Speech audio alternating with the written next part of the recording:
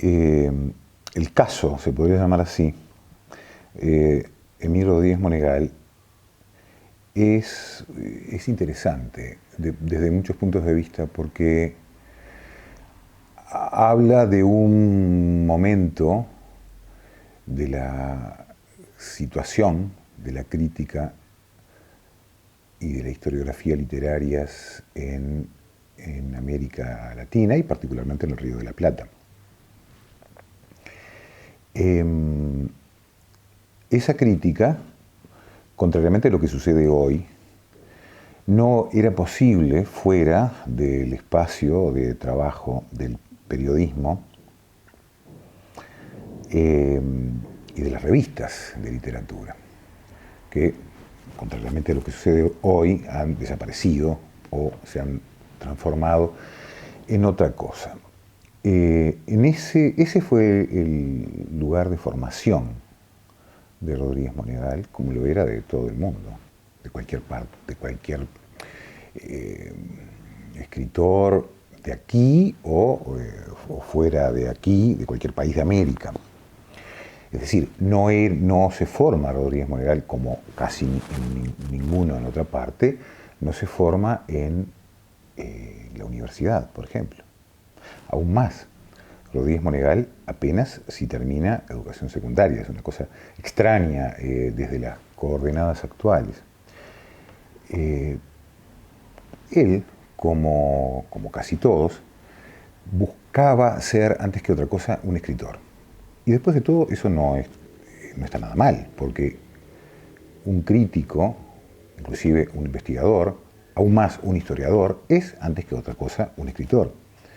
Puede hacerlo bien, muy bien, o puede hacerlo mal. Ese fue su horizonte. Y dentro de ese horizonte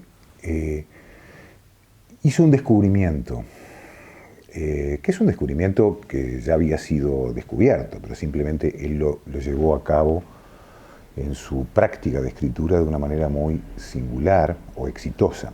Ese descubrimiento se llama Jorge Luis Borges.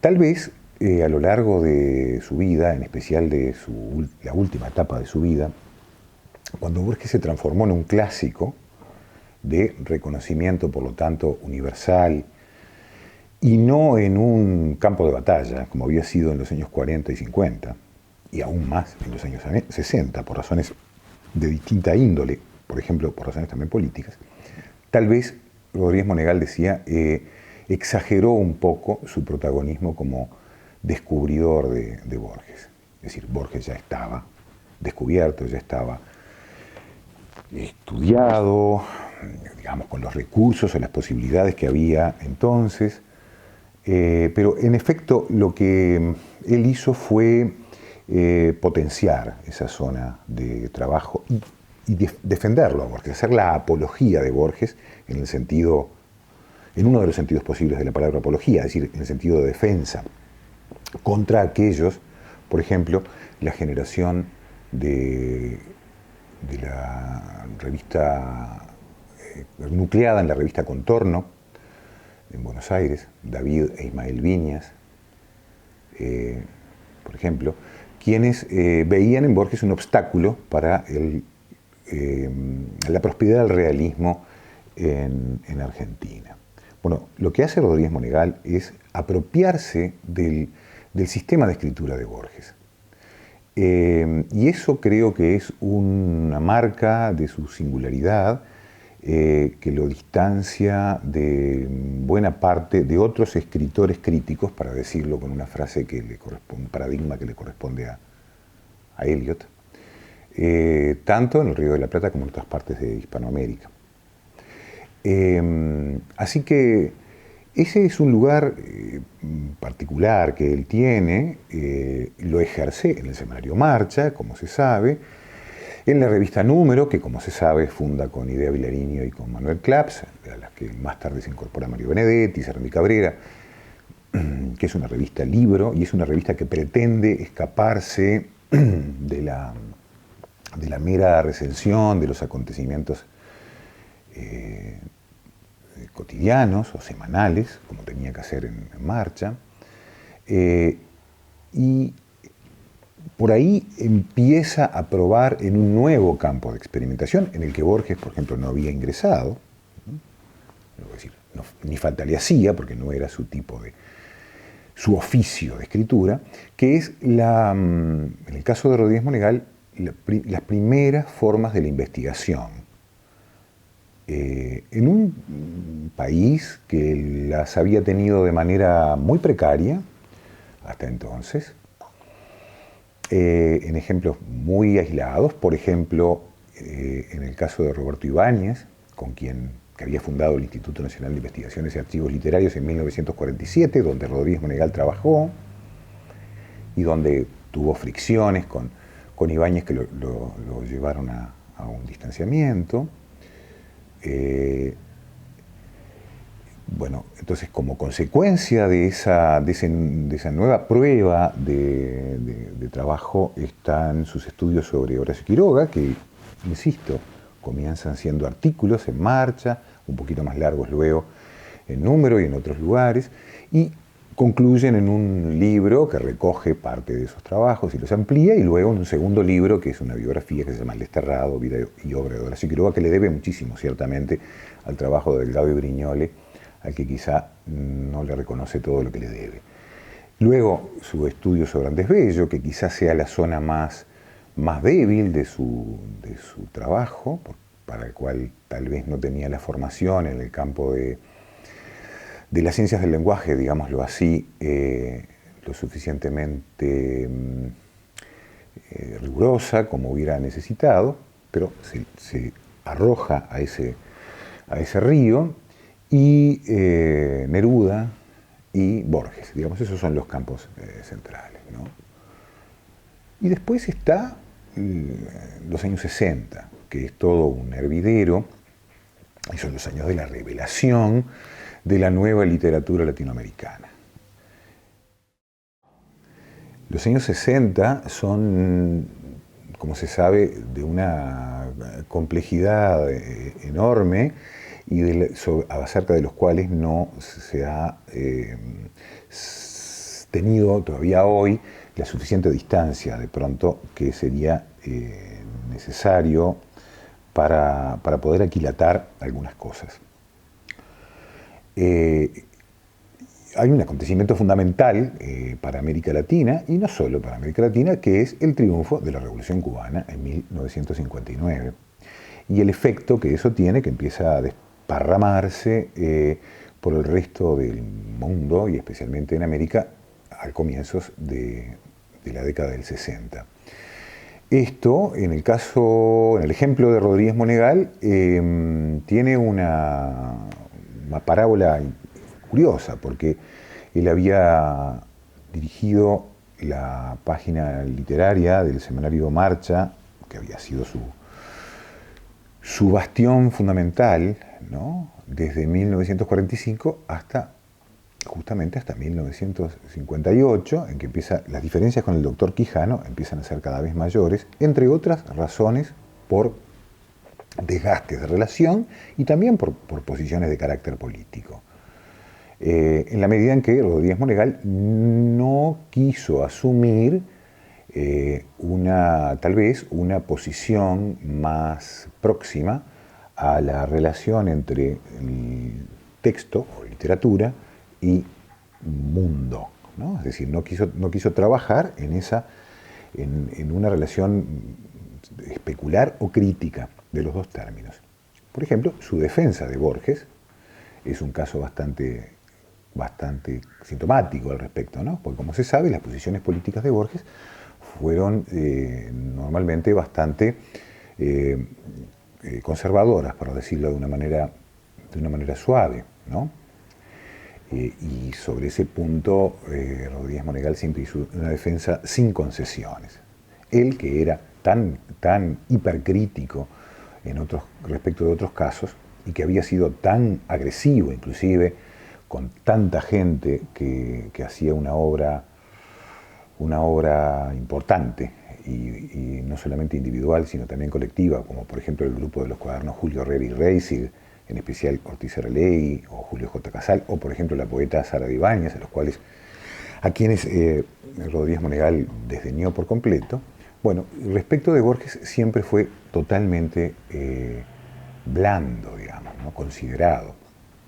Bueno, al tiempo entonces en que Rodríguez Monegal sale de marcha, triunfa la Revolución Cubana. Y con la Revolución Cubana triunfa la idea de que es necesario crear una literatura al servicio de la revolución.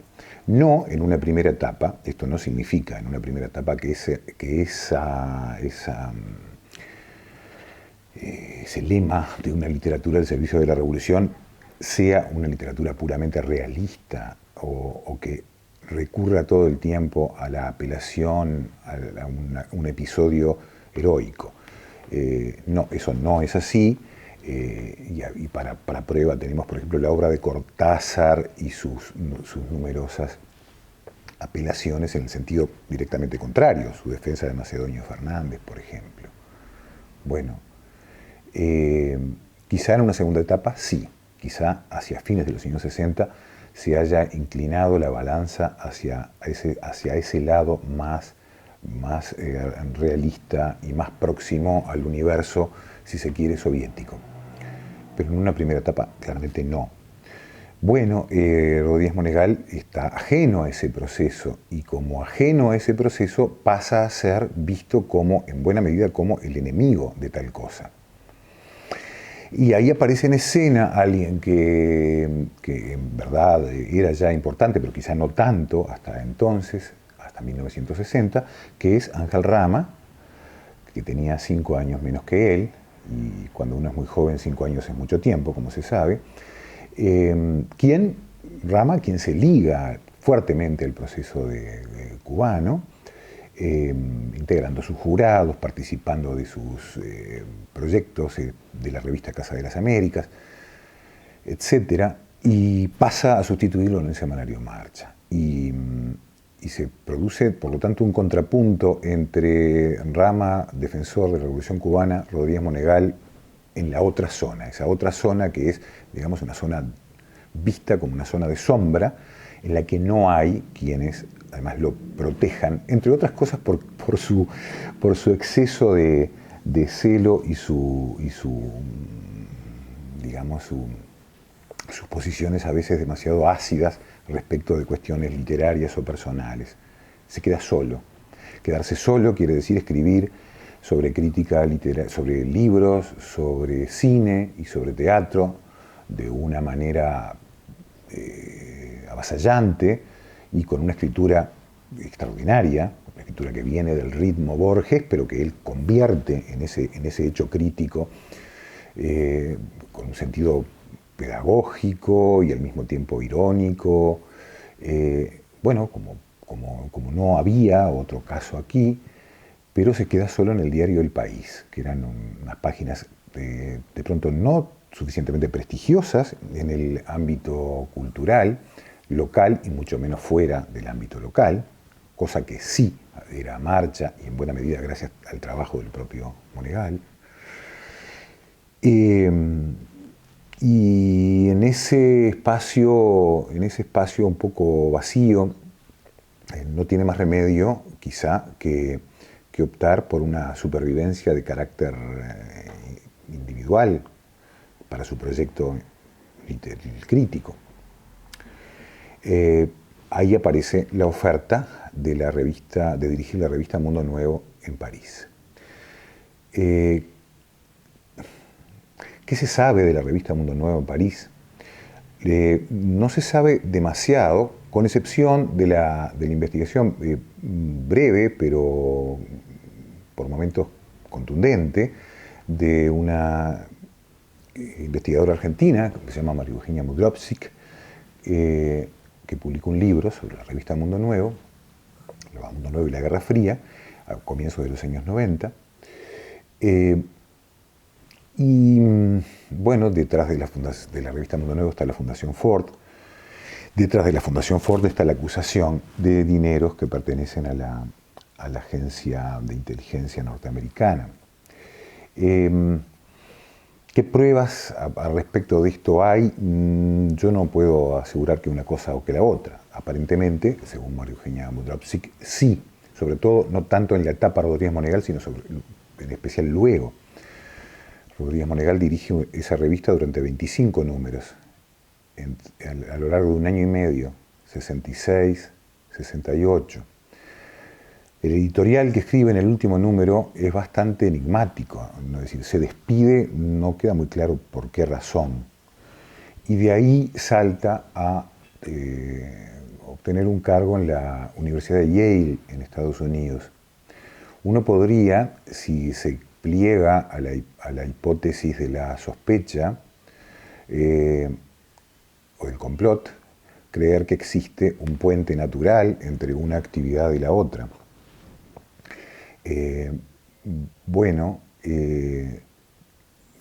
Podría ser esa posibilidad. Yo tuve la oportunidad, el privilegio, se podría decir, de tener un contacto fluido en los últimos tiempos con el profesor Antonio Cándido, que es un gran profesor y crítico, ¿no? Brasileño, muy amigo de Ángel Rama, por otra parte, y admirador del trabajo de Rama, e insospechado de ser de derecha. Y el profesor Cándido nos dijo que para obtener el cargo de profesor en la Universidad de Yale, Richard Morse le pidió a él, como posiblemente a otras personas, lo ignoraba, un informe que fue, desde luego, favorable. Así que todo ese archivo habría que revisarlo, ya que está ahora, en fin, hay tanta cosa disponible en Internet, todo ese archivo habría que revisarlo, a ver qué es lo que pasó efectivamente con eso.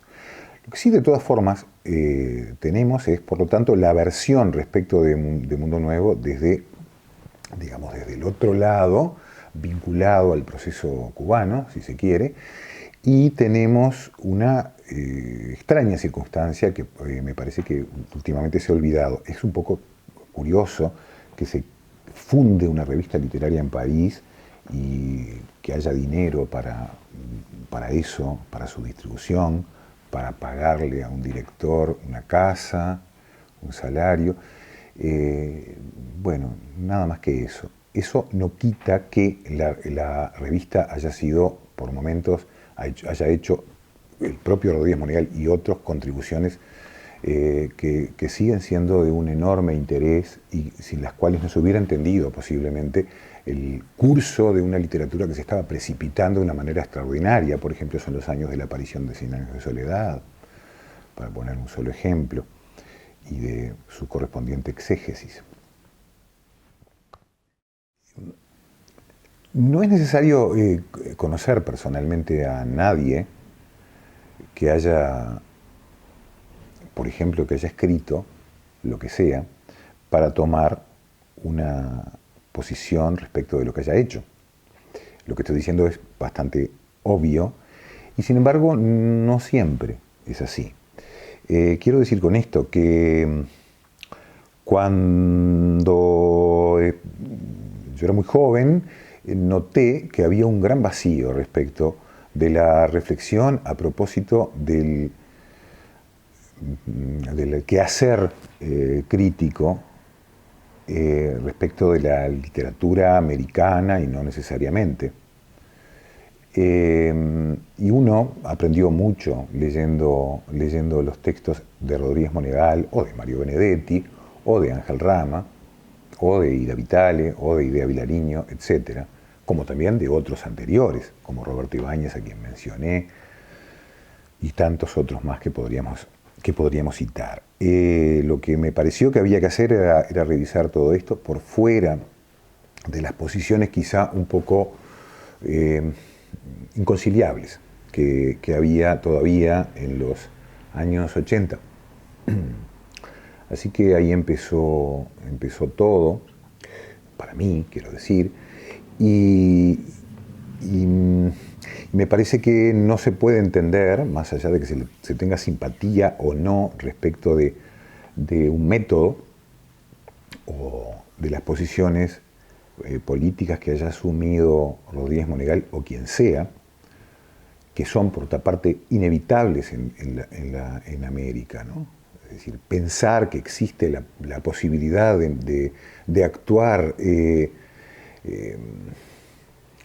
respecto de la cuestión estética, fuera de alguna clase de vínculo, de relación con el mundo, me parece que es un poco ingenuo. Pero de ahí al silencio, o a la condena, o a la no valoración de la obra, me parece que es una distancia muy grande, ¿no? Y la contribución de Rodríguez Monegal fue enorme. No se puede entender lo que ha pasado en la literatura de América sin sus textos. Así que eso es todo.